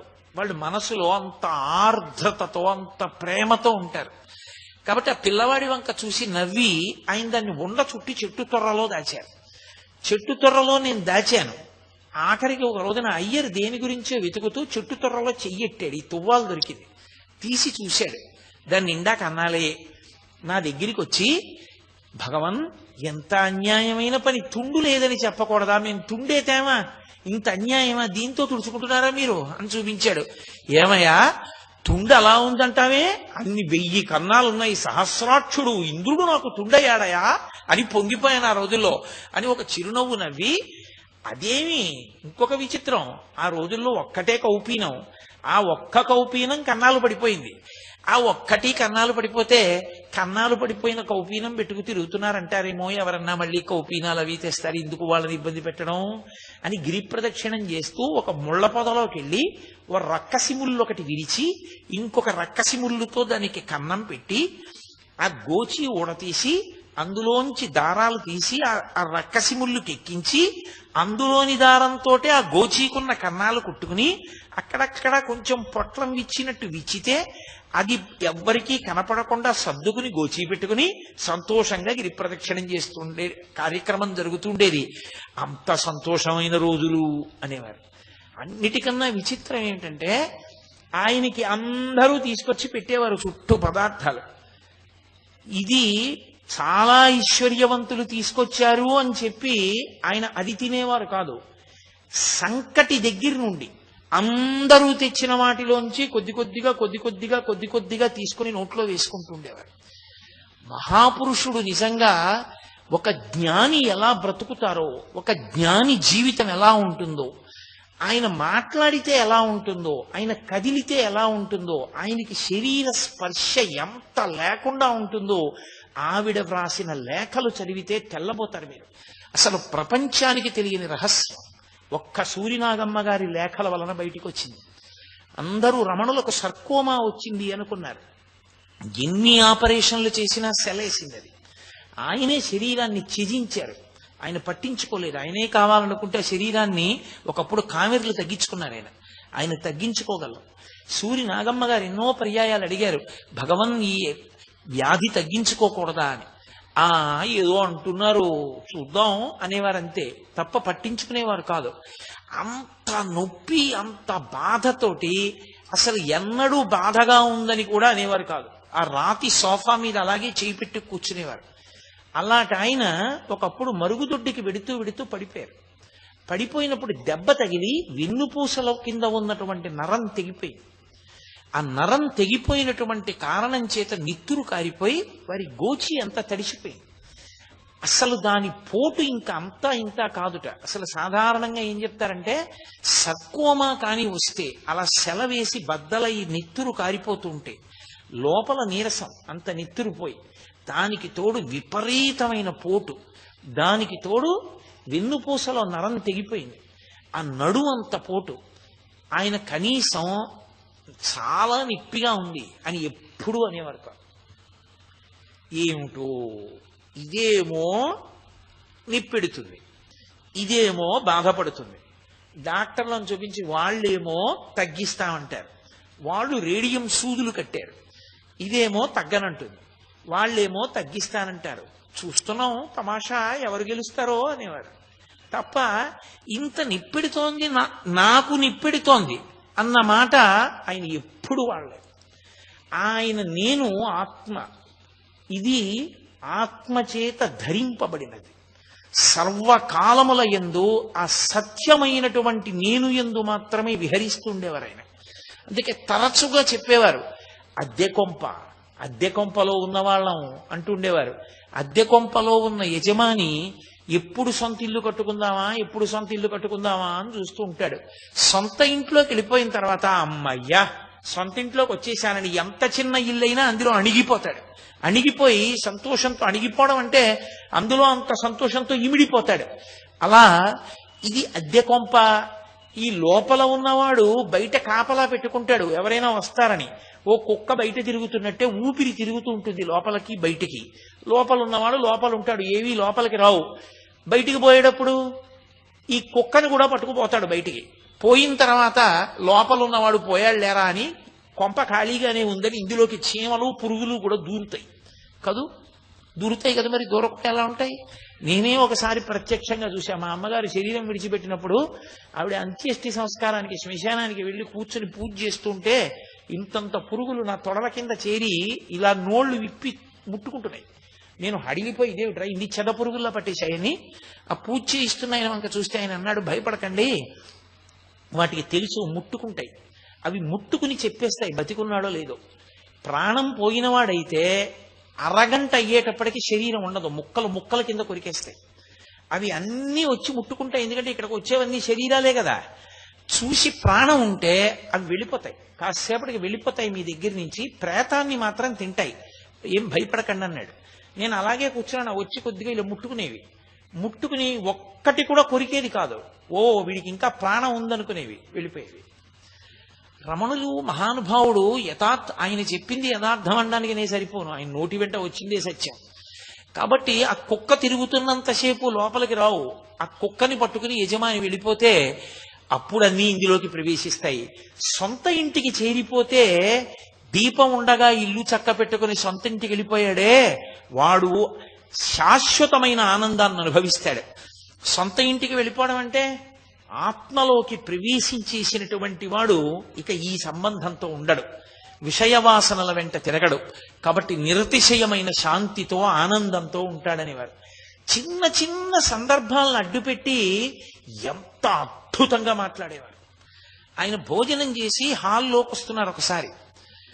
పాత శిష్యులు కొంతమంది, కొత్తగా చేరినటువంటి వాళ్ళు కొంతమంది రమణ మహర్షి దగ్గర మాకు చనువు అంటే మాకు చనువు అని దెబ్బలాడుకున్నారు.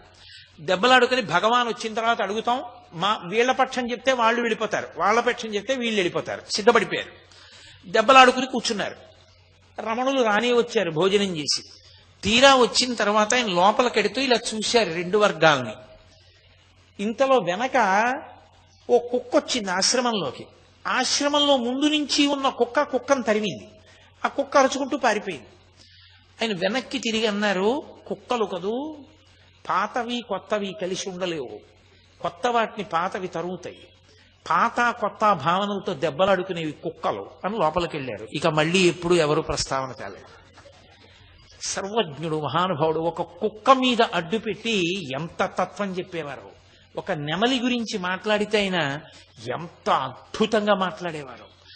ఆయన మాట్లాడినటువంటి మాటలు ఎప్పుడెప్పుడు ఆయన ఏ మాట మాట్లాడారో ఆ మాటల్ని యథాతథంగా తీసుకొచ్చారు. ఒకప్పుడు నటనానంద స్వామి అని ఒక ఆయన రమణ మహర్షి దగ్గరికి వచ్చాడు. వచ్చి నాకు మీలాగే ఈ శరీరం మీద భ్రాంతి పోయింది, సన్యాసం తీసుకుందాం అనుకుంటున్నాను, ఎందుకు వచ్చిన దిక్కుమాలిన శరీరం, ఇదేమైనా శాశ్వతమా ఏమైనానా అన్నాడు. అలా సన్యాసం తీసుకోకూడదు, తగినంత పరిపక్వత లేకుండా కుదరదన్నారు రమణ మహర్షి. ఎందుకు కుదరదన్నాడు. అయ్యి మీరు తీసుకోవాలా, మీరు ఒడ్డును కూర్చోవాలా, మీరు సంతోషంగా ఉండాలా, మేము మాత్రం తీసుకోకూడదా అన్నాడు ఆగ్రహంతో. ఆయన అన్నారు, నేను తీసుకునేటప్పుడు ఎవరిని అడగలేదన్నాడు. పూర్తి వైరాగ్యంతో అరుణాచలం వచ్చేసారంతే తప్ప ఎవరిని అనుమతులు అడగలేదు. ఏమంటే నేను చాలా చికాగ్గా ఉంది, వైరాగ్యం వచ్చేసిందండి, ఏమిటండి శరీరం సన్యాసం తీసుకుంటానని నేను అనలేదు. రామకృష్ణ పరమహంస అంటుండేవారు, ఆ వైరాగ్య does not come drop by drop, it comes like a flood అనేవారు. వైరాగ్యం వస్తే ఒక పెద్ద ప్రవాహంలా వస్తుంది తప్ప వైరాగ్యం ఏదో బిందువుల కింద ఏం రాదు. బిందువుల కింద వస్తే అది వైరాగ్యమే కాదు. కాబట్టి నేను ఎవరి అనుమతి అడగలేదు అంటూ ఆయన ఒక మాట చెప్పారు. అసలు ఈ శరీరము అసత్యము అన్న సత్యం బాగా లోపల ఇమర్చుకోవాలి, జీర్ణం అవ్వాలి. జీర్ణం అవ్వకుండా ఏదో ఈ శరీరం పనికి మాలిందని వదిలిపెట్టకూడదు, అది తప్పది. ఈ శరీరం యొక్క స్థితి ఏమిటో బాగా అర్థం అవ్వాలి అని ఆయన ఒక ఉపమానం చెప్పారు. భోజనం చేయడానికి విస్తరి తీసుకొచ్చి వేస్తారు. ఆ విస్తరి తీసుకుని వచ్చి వేసే ముందు విస్తరి యొక్క చిట్ట చివరి ప్రయోజనం ఏమిటి? తీసుకెళ్లి పెంటకుప్ప మీద పారేయడమే. పెంటకుప్ప మీద పారేయడమే విస్తరి యొక్క ప్రయోజనం కనుక పట్టుకెళ్ళి వెంటనే పడేస్తారా? పడేయరు. బాదమాకులన్నీ కోసి తెస్తారు, వాటినన్నిటినీ కడుగుతారు, శుభ్రంగా తుడుస్తారు, చీపురు పుల్ల తీసుకొచ్చి సన్నగా చీలుస్తారు, అందంగా తినేటప్పుడు ఊడి ముద్దలో కలవకుండా కుడతారు, కుట్టి విస్తరి తీసుకొచ్చి వేస్తారు, నేతి చుక్క వేస్తారు, వడ్డన చేస్తారు, కూర్చున్నవాడు పరిశీచనం చేస్తాడు, మౌనంగా భోజనం అంతా చేస్తాడు, ఉత్తరాపోసనం పడతాడు, పట్టి లేచిపోతాడు. అప్పుడు విస్తరిని మడతపెట్టి పెంటకుప్ప మీద పారేస్తారు. అంతేగాని పెంటకుప్ప మీద పారేయడమే ప్రయోజనం అని చెప్పి విస్తరి కుట్టి వెంటనే పారేస్తావా? పారయ్యవు. ఈ శరీరమునందు ఉండాలి. ఇది ఋతుమంతము. దీని ఎందుండి సాధన చెయ్యాలి. నువ్వు బాగా భగవంతుడు చెప్పినటువంటి విహిత కర్మలు చేస్తూ, నిషిద్ధ కర్మల్ని భంజిస్తూ, గురువాక్య శ్రవణం చేస్తూ, వైరాగ్యాన్ని బాగా పెంపొందించుకుని ఇది సత్యము కాదు, ఇది ఋతుమంతము, లోపల ఉన్నది సత్యమన్న ఎరుకలోకి నువ్వు రావాలి. ఆ ఎరుకలోకి వచ్చిన తరువాత ఆయనే ఒకానొక లేఖలో అంటారు, కూలికొచ్చిన వాడు ఎత్తుకున్న రాయిలా ఉంటుంది శరీరం అన్నారు. కూలికి రాయి ఎట్టుకొస్తాడు ఒకడు. మన ఇంట్లో పెద్ద బండ కావాలి దేనికో, ఎక్కడో వేయడానికి. ఎక్కడో ఉంటుందో బండ. ఆ బండ ఒరే మా ఇంటికి పట్టుకొస్తావా అంటే ఓ 10 రూపాయలు ఇవ్వండి అంటాడు. సరే ఇస్తాను, ఈ బండ నెత్తి మీద ఎట్టుకో అంటే బండ నెత్తి మీద ఎట్టుకుంటాడు. నెత్తి మీద పెట్టుకున్నవాడు వస్తూ ఉంటాడు, ముందు యజమాని నడుస్తుంటాడు, ఇదేనా అండి ఇల్లు, ఇదేనా అండి ఇల్లు అంటుంటాడు. ఎందుకని? వాడికి ఎప్పుడెప్పుడా ఇల్లు వచ్చేస్తుందో అప్పుడప్పుడు ఆ బండ పారేద్దాం అని ఉంటుంది తప్ప వాడు తొందరగా బండ ఎక్కడ పడితే అక్కడ పడేయకూడదు. ఆ ఇల్లు వచ్చాక ఇంట్లో పారేయాలి. పారేశాక అమ్మయ్యా అని తలపాగా తీసి దులుపుకుని 10 రూపాయలు ఇచ్చుకుపోతాడు. జ్ఞానికి శరీరము నెత్తికెత్తుకున్న బండలాంటిది. కూలికొచ్చినట్టు ప్రారబ్ధ కర్మ అయిపోయే వరకు ఈ శరీరంలో ఉంటాడు. ఉండి సుఖ దుఃఖములకు సాక్షి అన్నారు ఆయన. అందుకే రమణ మహర్షికి సర్కోమా వ్యాధి వస్తే రమణ మహర్షికి బాధ ఉన్నదా లేదా అని అడిగారు అనుకోండి. శరీరం అన్న తర్వాత శరీరం మీద మరుగునీళ్లు పోస్తే కాలుతుందా కాల్దా? కాలుతుంది. శరీరం అన్న తర్వాత అన్నం పెడితే కడుపు నిండుతుందా నిండదా? నిండుతుంది. శరీరం అన్నాక దాహం వేసి మంచినీళ్ళు ఇస్తే తృప్తి కలుగుతుందా కలుగదా? కలుగుతుంది. బాధ కూడా అంతే. సామాన్యుడికి జ్ఞానికి తేడా ఎక్కడొస్తుంది అంటే సుఖంతో కానీ దుఃఖంతో కానీ సామాన్యమైన సాధకుడు మమేకమవుతాడు. మమేకమై సుఖం వచ్చినప్పుడు ఇదంతా నాదే అంటాడు, దుఃఖం వచ్చినప్పుడు అయ్య బాబోయ్ ఎంత దుఃఖమో తట్టుకోలేకపోతున్నానంటాడు. జ్ఞాని సుఖమునకు దుఃఖమునకు సాక్షి. సుఖ దుఃఖములు అనుభవించడానికి పరమేశ్వరుడిచ్చినటువంటి గొప్ప తెప్ప ఈ శరీరం, ఉపకరణం. ఎందుకో తెలుసా? గత జన్మలలో చేసిన పాపమున్నది, పుణ్యమున్నది. పాపము దుఃఖాన్నివ్వాలి, పుణ్యము సుఖాన్నివ్వాలి. ఇప్పుడు సుఖాన్ని మీరు అనుభవించి అమ్మయ్య సుఖంగా ఉంది అనుకోవాలంటే మనసొక్కటి ఉంటే సరిపోతుందా? శరీరం ఉండాలి.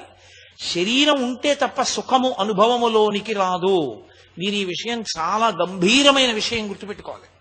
సుఖము అనుభవంలోకి రావాలి, శరీరం ఉండాలి. దుఃఖం అనుభవంలోకి రావాలి, శరీరం ఉండాలి.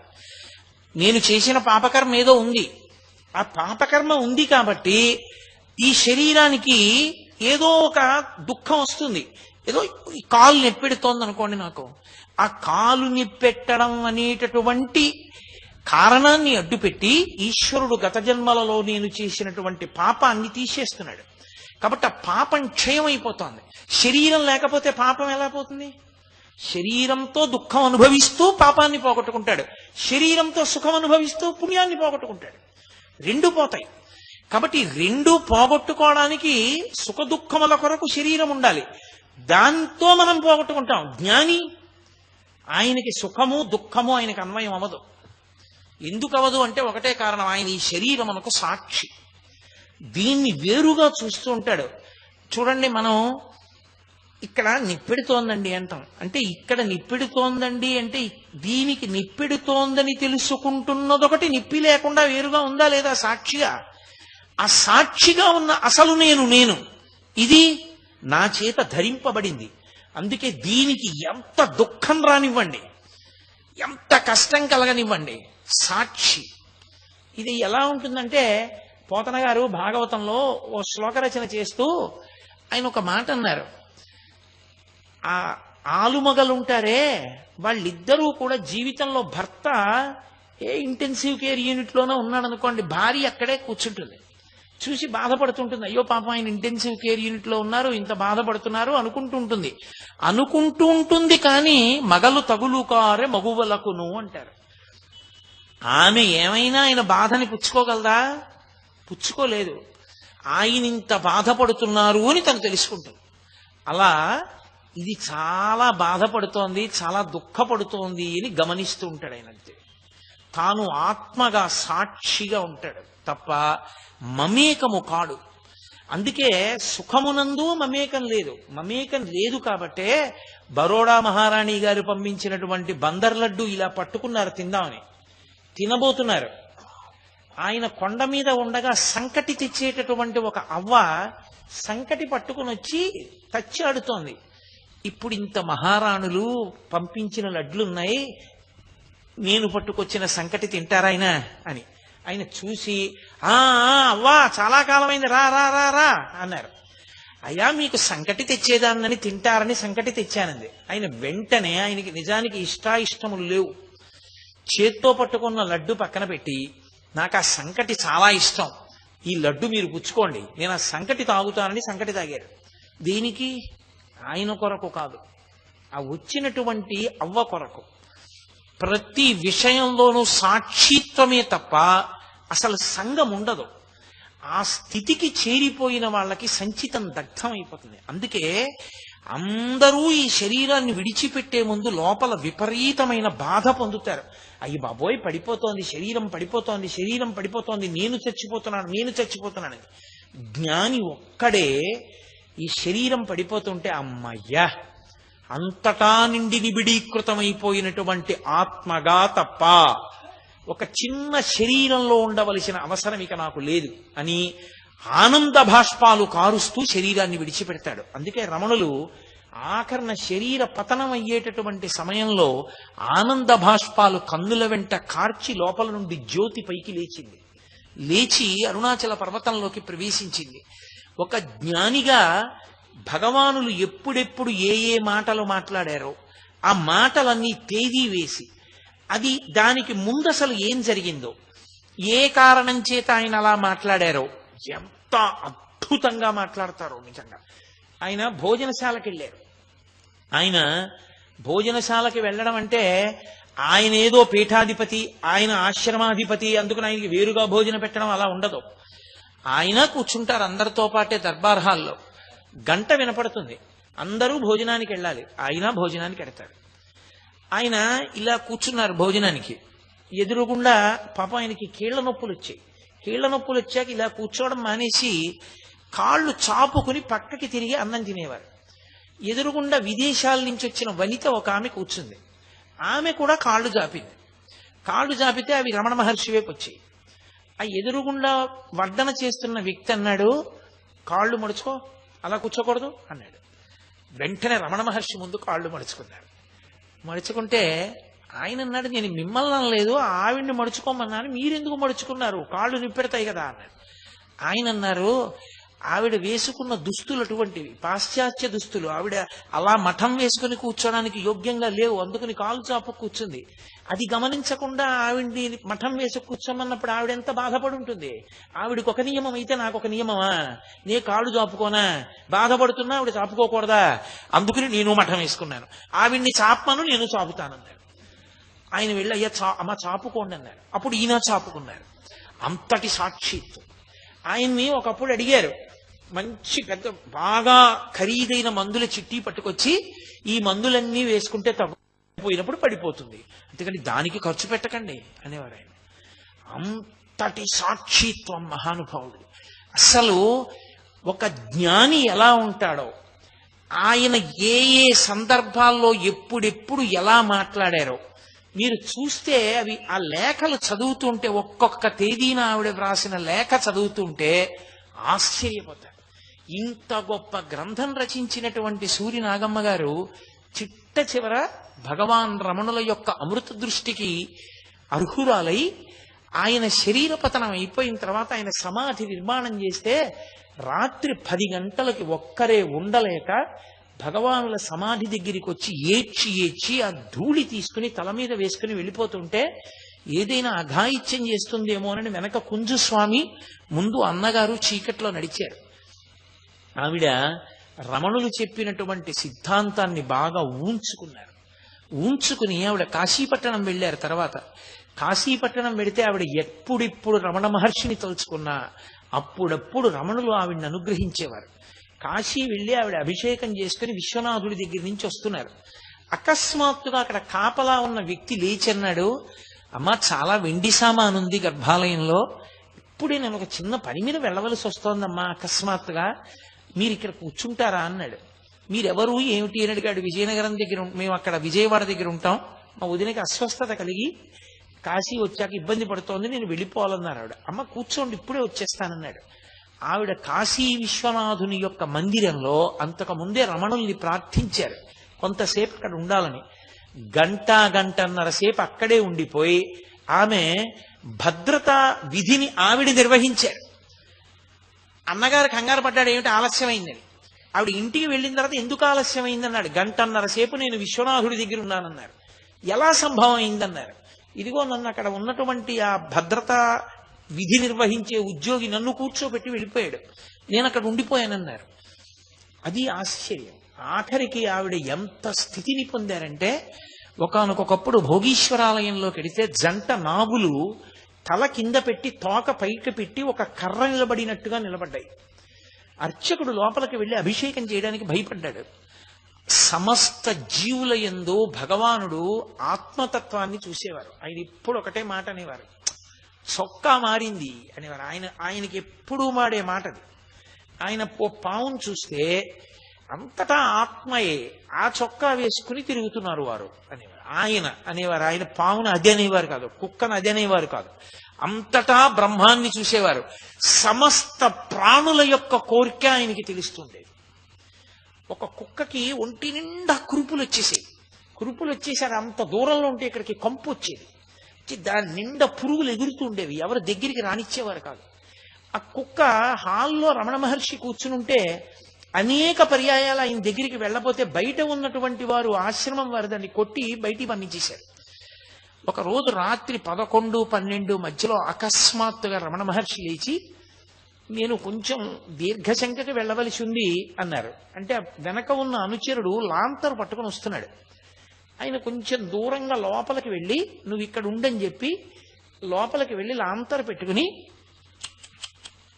ఎంత ఇబ్బంది పడ్డావమ్మా, నన్ను కలవాలని అన్ని మాటలు ప్రయత్నించావు, నాకు తెలుసమ్మా, చాలా బాధపడుతున్నావా, నొప్పెడుతోందా, పురుగులు కరిచేస్తున్నాయా, పర్వాలేదులే, ఉపశాంతి పొందుతావులే, అరుణాచలంలో కలిసిపోతావులే అని ఏదో మాట్లాడుతున్నారు. అర్థం కాలేదు, ఏమిటి దీర్ఘశంకని వెళ్ళిన మనిషి దేంతోనో మాట్లాడుతున్నారు, కుయ్యి కుయ్యి అని వినపడుతోంది ఏమిటి అనుకున్నాడు. దగ్గరికి వెళ్ళడం బాగుండదని ఊరుకున్నాడు. కాసేపు ఆగి ఆయన లాంతరు పట్టుకుని పైకి లేచి నిలబడ్డారు. అప్పుడు గబగబా వెళ్ళాడు. ఏమిటండి ఎవరితోనో మాట్లాడుతున్నారన్నాడు. ఆ కుక్కను చూపించారు. వారు అనేక పర్యాయాలు నా దగ్గరికి రావడానికి ప్రయత్నించారు, మీరు రానివ్వలేదు. వారికి ఇప్పుడు ప్రాణోత్క్రమణం అవుతోందని తెలుసు, ఎవ్వరు లేరు, వారు ఇప్పుడు కూడా నన్ను చూడాలనుకున్నారు. అందుకే నేను వెడతానంటే వినరని దీర్ఘశంక వంక పెట్టి వచ్చాను. వారు నా తొడ మీద పెట్టుకుని ప్రాణోత్క్రమణం అయింది, వారు అరుణాచలంలో కలిసిపోయారన్నారు. అసలు నిజంగా ఒక బ్రహ్మజ్ఞాని గురించి శాస్త్రాలలో ఎలా చెప్పబడుతుందో అలా చిట్ట చివరి ఊపిరి వరకు ఆ సాక్షిత్వంతోనే ఉండి జ్యోతిగా వెళ్ళిపోయి అరుణాచలంలో కలిసిపోయినటువంటి భగవాన్ రమణులు ఎప్పుడు నోరు విప్పి ఏది మాట్లాడినా అది జగత్తుకి సందేశం తప్ప ఆయన తన కొరకు తానని ఈ జీడిపప్పు పట్టండి అని కూడా ఆయన అనేవారు కాదు. ఆయన సంకల్ప సిద్ధుడు. ఒక మాట ఆయనంటే అయిపోవలసిందే. ఆయన నెమళ్ళకి పావురాయిలకి జీడిపప్పులు పెట్టేవారు, ఉడతలకు కూడా. ఆయన ఒంటి నిండా పాకుతుండేవి ఉడతలు, వాటన్నిటికీ జీడిపప్పు పెట్టేవారు. ఆ జీడిపప్పు పెడుతున్న రోజుల్లో ఒకసారి కబురు చేశారు, కొద్దిగా జీడిపప్పు ఇమ్మని. జీడిపప్పు అయిపోయింది, ఉన్నది పాయసంలో వేస్తామన్నారు. ఆయన అన్నారు, ఓహో జీడిపప్పు మనకి పాయసంలోకి, ఉడతలకి జీడిపప్పు లేదనమాట. సరే, ఈసారి వచ్చినటువంటి బస్తా జీడిపప్పు ఈ ఉడతలది, మీ పాయసాల్లో వేసుకోకండి అన్నారు. అలా అనగానే ఒక వ్యక్తి బండిలో ఎవరో బలానా ఊళ్ళో ఆయన పంపించాడు, ఈ బస్తా జీడిపప్పును ఉంచుకోమన్నారని చెప్పి దింపి తీసుకొచ్చాడు. ఓసారి కరక్కాయలు అలాగే జరిగాయి. కరక్కాయలు అయిపోయాయి అన్నారు. ఓ కరక్కాయలు అయిపోయాయా, ఈశ్వరుడే చూస్తాడులేండి అన్నారు.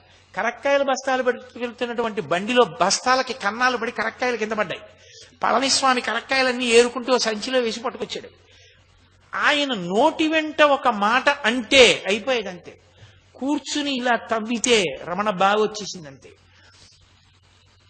పరబ్రహ్మమై నిలబడ్డారు ఒక గురువుగా.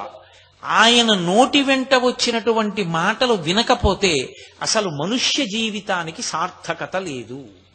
ఒక మనిషి జీవితానికి సార్థక్యం ఎప్పుడు అంటే గురువాక్య శ్రవణము చేతనే.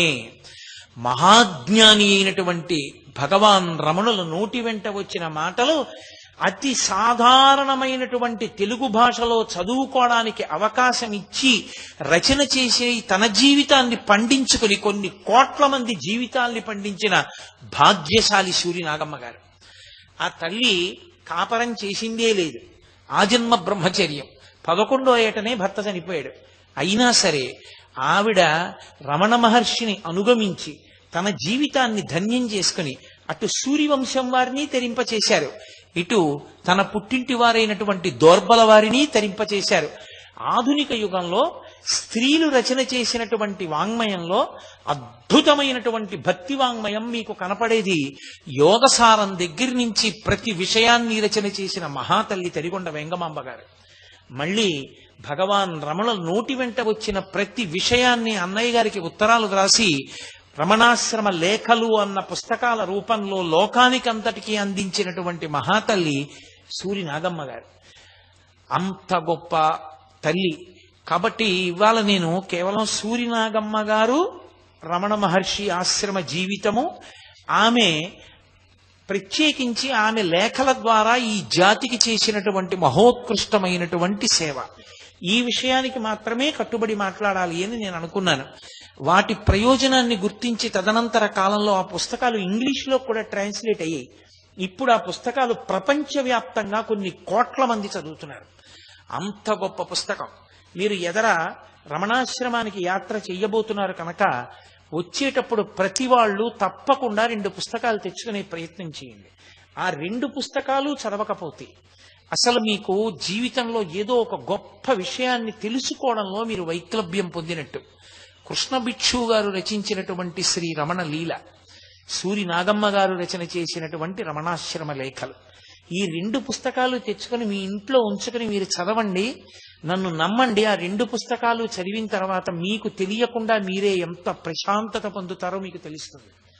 మీ జీవితంలో ఎన్ని విషయాల్లో మీకు ఒడిదుడుకులు పోతాయో, ఎంత ప్రశాంతంగా మీరు ఉండగలిగినటువంటి స్థితిని పొందుతారో, ఎన్ని విషయాలు మీకు అనుభవంలోకి వస్తాయో. మీకు తిరువన్నామలైతో ఒక గొప్ప ముడి ఏర్పడి స్మరణాత్ అరుణాచలే అంటే ఏదో బలవంతంగా స్మరించడం కాదు, అరుణాచలం ఎప్పుడు స్మరణలోకి వచ్చేటట్టు చెయ్యగలిగిన గ్రంథాలు ఆ గ్రంథాలు. అంత అద్భుతమైనటువంటి గ్రంథాలు. ఆ 2 పుస్తకాలు తెచ్చుకోండి. కాబట్టి నా ఉపన్యాసాన్ని నేను ఇవాళ ఇక్కడితో ముగించేస్తున్నాను. కారణం ఏమి అంటే ఇవాళ పద్మశ్రీ శోభానాయుడు గారు సభలోనికి వచ్చారు.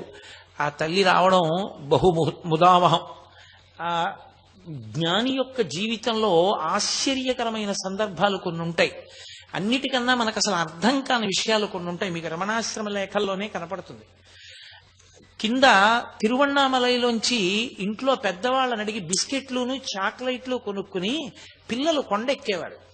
కొండెక్కి విరూపాక్ష గుహలో ఉన్న రమణ మహర్షిని పిలిచేవారు. ఆయన వెళ్ళి వాళ్ళందరి మధ్యలో కూర్చునేవారు. కూర్చుంటే వాళ్ళందరూ ఆయనకి బిస్కెట్లు బిళ్ళలు పెట్టేవారు.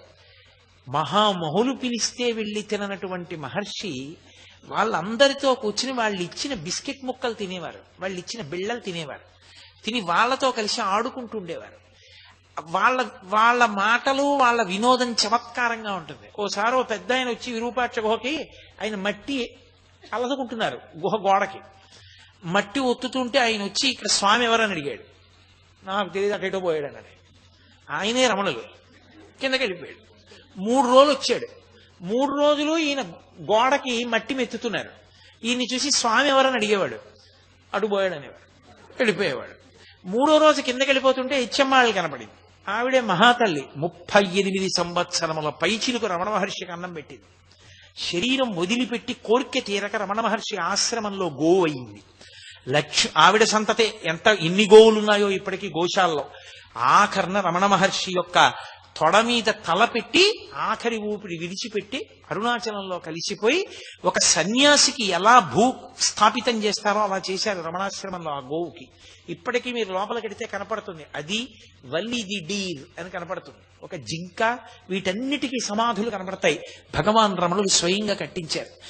ఆ పిల్లలతో ఆయన ఆడుకుంటుండేవారు. పైన చూసిన వాళ్ళు తెల్లబోయేవారు. ఏమిటి ప్రపంచ ప్రఖ్యాత యోగి పుంగవుడు, ఇంతటి మహాజ్ఞాని, ఆత్మతత్వాన్ని అనుభవించగలిగిన యోగి చిన్న పిల్లలతో ఆడుకుంటుంటారేమిటినా? వీళ్ళు తెచ్చిన బిస్కెట్ ముక్కలు తినడం, చాక్లెట్లు తినడం ఇలాంటివి చేస్తారేమిటి అనుకునేవారు. పసిపిల్లలు ఎలా ఉంటారో యోగి అలా ఉంటాడు. నేను తల్లి శోభానాయుడు గారు చేసినటువంటి నృత్యాలు చాలా చూశానంటే క్యాసెట్స్ చూశాను. ఒకప్పుడు ఇప్పటికీ కూడా నాకు శోభానాయుడు గారి నృత్యం అంటే నాకు నా భార్యకి అంత ప్రీతి. ఆఫీస్కి మధ్యాహ్నం సెలవు పెట్టేసి రాజమండ్రిలో ఆనం కళా కేంద్రంలో ఆవిడ నృత్యం ఉంటే ప్రత్యేకంగా బస్సులో రాజమండ్రి వెళ్ళి ఆవిడ నృత్యం చూసి రాత్రి ఇంటికి తిరిగి వస్తుండేవాళ్ళం మేము. ఆవిడ సాయిబాబా గారి యొక్క నృత్య రూపకాన్ని చేసినప్పుడు నిజంగా ఒక జ్ఞాని పిల్లలతో కలిసి ఆడుకున్న సన్నివేశం ఎలా ఉంటుంది అన్నదాన్ని చేయడం సాధ్యమయ్యే విషయం కాదు. అది చాలా చాలా కష్టం. ఇదే వేదిక మీద ఆ తల్లి సాయిబాబా గారిలా పెద్ద గౌన్ వేసుకుని ఆ భుజాలు ఇలా కదుపుతూ ఆ నడక విచిత్రంగా నడుస్తూ పిల్లలతో కూర్చుని ఇలా గోళీలు ఆడుకుంటున్నట్టు, ఏదో కర్రా బిళ్ళ ఇలా ఆడుకుంటున్నట్టు, ఆ పక్షులు అవి ఆడుతుంటే వాటితో కలిపి ఆడుకుంటున్నట్టు, ఆ పిల్లలతో కలిసి ఆడుకుంటున్న సన్నివేశాన్ని ఆవిడ చేసినటువంటి నర్తన ఇప్పటికీ నాకు ఏ యోగి పుంగవుడి జీవితం చదువుతున్నా నాకు మనసులో మెదులుతుంటుంది. ఏ పాత్ర చేసినా సరే, శ్రీనివాస కళ్యాణం చేస్తే స్వామి నేనుండ వైకుంఠమందు అని ఆ వెంకటేశ్వర స్వామి వారితో మొరాయించి శ్రీ మహావిష్ణువుతోటి అలకొచ్చి వెళ్ళిపోతానని చెప్పినప్పుడు ఎటువైపు వచ్చి శ్రీ మహావిష్ణువు అడ్డుపడ్డా సరే ఆ అలకతో వెళ్ళిపోయేటటువంటి సన్నివేశం, ఆ భర్తతో కలిసి ఆవిడ పాచికలు ఆడేటప్పుడు ఆ వేదిక మీద పందెం ఏం పడిందో, ఆ పందెానికి ఏ గొళ్ళు నప్పారో, ఎవరు ఓడిపోయారో, ఎవరు గెలిచారో మనకేం తెలుస్తుంది. కానీ నిజంగా ఆవిడ ఆ పాచికలు వేసి బాగా పడింది పందెం అని ఇలా పొంగిపోవడం, ఏదో ఓడిపోయినప్పుడు ఇలా అయిపోవడం, ఆ లాస్యం, ఆ భావ ప్రకటనం పరదేవతానుగ్రహం ఉన్న వాళ్ళకి తప్ప సాధ్యం కాదు. శంకర భగవత్పాదులు సౌందర్య లహరిలో భైరవి తాండవం గురించి మాట్లాడుతూ చెప్తారు.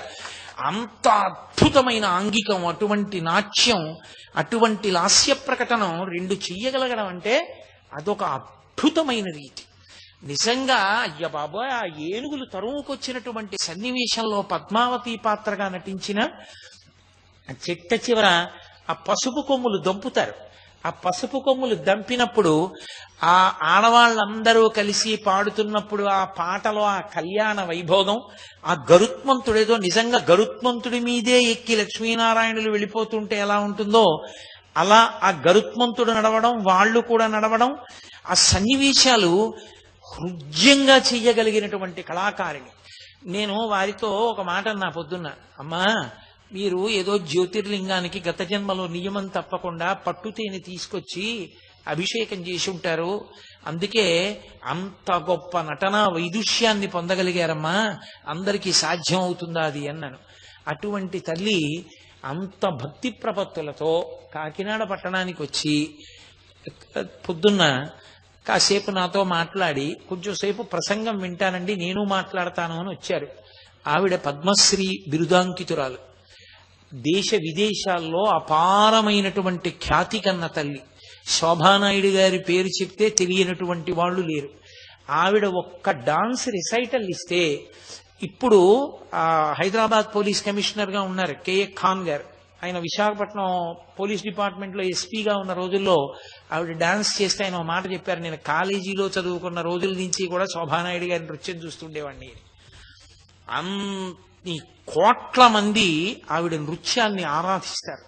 అంత గొప్ప గురువు, ఎంతమంది శిష్యులను తయారు చేశారు.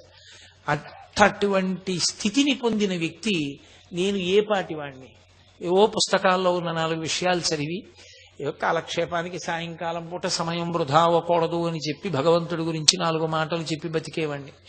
కానీ నా మీద అంత గౌరవాన్ని పెంచుకుని మీరు చెప్పే మాటలు శ్రద్ధగా వింటాను అని ఆవిడ చెప్పినప్పుడు నేను చాలా తెల్లబోయాను. ఆవిడ అంత ప్రేమతో వచ్చి సభలో కూర్చున్నారు. ఆవిడ మాట్లాడతాను అని అడిగినప్పుడు ఆవిడికి అవకాశం ఇవ్వడం మనందరి విద్యుక్త కర్తవ్యం. అంత గొప్ప కళాకారిణి. నేను ఎప్పుడో పేపర్లో అనాలిసిస్ చదువుతూ ఒకటి చదివా. సచిన్ టెండూల్కర్లో క్రికెటర్ని చూస్తారు అందరూ, సచిన్ టెండూల్కర్లో ఉండేటటువంటి వ్యక్తిత్వాన్ని చూడరు. 100వ సెంచరీ కొట్టవలసిన సమయంలో 94 రన్స్ దగ్గర అవుట్ అయిపోతే ముఖంలో ఏ విధమైన డిసప్పాయింట్మెంట్ లేకుండా చాలా సంతోషంగా హుందాగా బ్యాట్ పట్టుకుని వెళ్ళిపోగలిగినటువంటి ద్వంద్వాతీత స్థితిని పొందినటువంటి గొప్ప వ్యక్తిత్వం ఉన్న క్రికెటర్ అని రాశాడు. అలా అంత తారాస్థాయిలో కీర్తి గణించినటువంటి వ్యక్తి ఒక సామాన్యుడు చెప్పేటటువంటి ఉపన్యాసాలకి అంత శ్రద్ధ చూపించి ఆవిడ అంత భక్తి గౌరవాలతో వచ్చి కూర్చున్నందుకు ఆవిడికి నాకు హృదయపూర్వకమైనటువంటి కృతజ్ఞతాభివందనములను ఆవిష్కరిస్తూ ఇవాల్టి ప్రసంగాన్ని ఈ కారణం చేత త్వరగా ముగిస్తున్నాను.